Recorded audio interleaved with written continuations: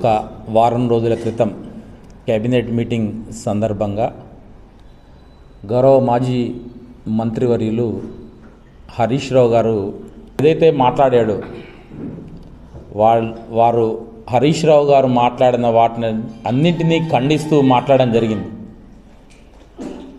దేనికైనా సిద్ధము, చర్చకైనా సిద్ధము. గడిచిన దాదాపు 22 మాసాలలో మా రేవంత్ రెడ్డి గారి నాయకత్వంలో మేము చర్చకు సిద్ధమని నిన్న సిద్దిపేటకు పోవడం జరిగింది. వెంకటేశ్వర స్వామి దేవాలయం వద్దకి దండుపాళ్యం బ్యాచ్ అని మీరు ఒక్కసారి గమనిస్తూనే ఉన్నారు.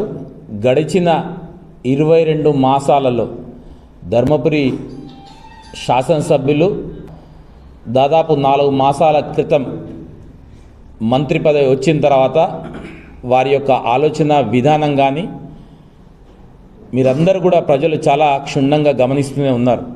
రాష్ట్రం ఆవిర్భవించిన తర్వాత 2014 నుంచి 2023 వరకు టీఆర్ఎస్ ప్రభుత్వంలో ఏం అరాచకాలు చేశారు, మాటిమాటికి ఏమంటారంటే కేబినెట్ మీటింగ్లో పంచుకోవడము దాని గురించి మాట్లాడతాడు. నిజంగా చెప్పాలంటే గిట పచ్చకామిళ్ళ వాడికి ఊరంతా పచ్చగానే అన్నట్టు కనిపిస్తుంది చాలా స్పష్టంగా. ఎందుకంటే తెలంగాణ రాష్ట్ర ప్రజలు చాలా అతి దగ్గర నుంచి చూశారు టీఆర్ఎస్ ప్రభుత్వ పాలన. మరీ ముఖ్యంగా మాజీ ముఖ్యమంత్రి ఎవరైతే కె చంద్రశేఖరరావు గారు ఉన్నారో ప్రతి ఒక్క ఎవరిని అడిగినా కానీ ఆర్థిక క్రమశిక్షణ లేని ముఖ్యమంత్రి అని ప్రతి ఒక్కళ్ళు కూడా స్టేట్మెంట్ ఇవ్వడం జరుగుతుంది. వాస్తవంగా ఎన్నడూ లేని విధంగా చాలా ఎన్నికలలో చూసాం మేము.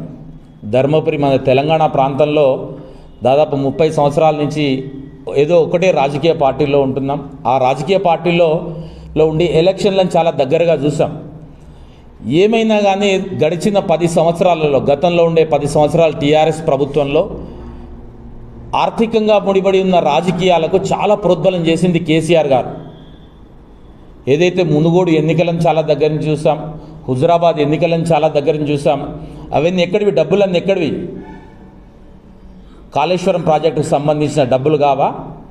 అందరూ మంత్రులు పిఏలను పెట్టుకొని డబ్బులు కలెక్షన్ చేసి ట్రాక్టర్లు ఇచ్చి మైనారిటీ దాంట్లో ఉద్యోగాలు ఇచ్చి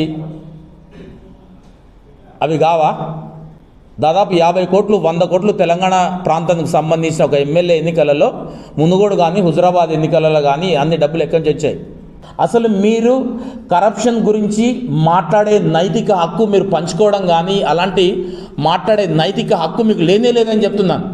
కాంగ్రెస్ పార్టీ అనేది దాదాపు 130 సంవత్సరాల చరిత్ర గల పార్టీ. వాస్తవం గౌరవ ముఖ్యమంత్రి గారు 22 మాసాలలో ఆర్థికంగా రాష్ట్రంలో ఎంత ఇబ్బందులు ఉన్నా కానీ ఇటు రైతు రుణమాఫీ విషయంలో కానివ్వండి, ఉచిత బస్సు విషయంలో కానివ్వండి, ఎలక్ట్రిసిటీ 200 యూనిట్స్ విషయంలో కానివ్వండి, టీచర్స్ ప్రమోషన్ల విషయంలో కానివ్వండి, ప్రభుత్వ ఉద్యోగస్తుల విషయంలో కానివ్వండి, అవన్నీ కూడా తప్పకుండా చేయడం జరిగింది. స్థాయిలలో ప్రజలకు అందుబాటులో ఉంటున్నారు. క్షేత్రస్థాయిలో అన్ని పనులు కూడా చేయడం జరుగుతుందని వారికి మన పార్టీ కాదు 130 సంవత్సరాల చరిత్ర కలిగిన పార్టీ. ఒక్కసారి మనం ఏదైనా ప్రెస్లో మాట్లాడే ముందు మనం గడిచిన 10 సంవత్సరాలు మనం పరిపాలించాం.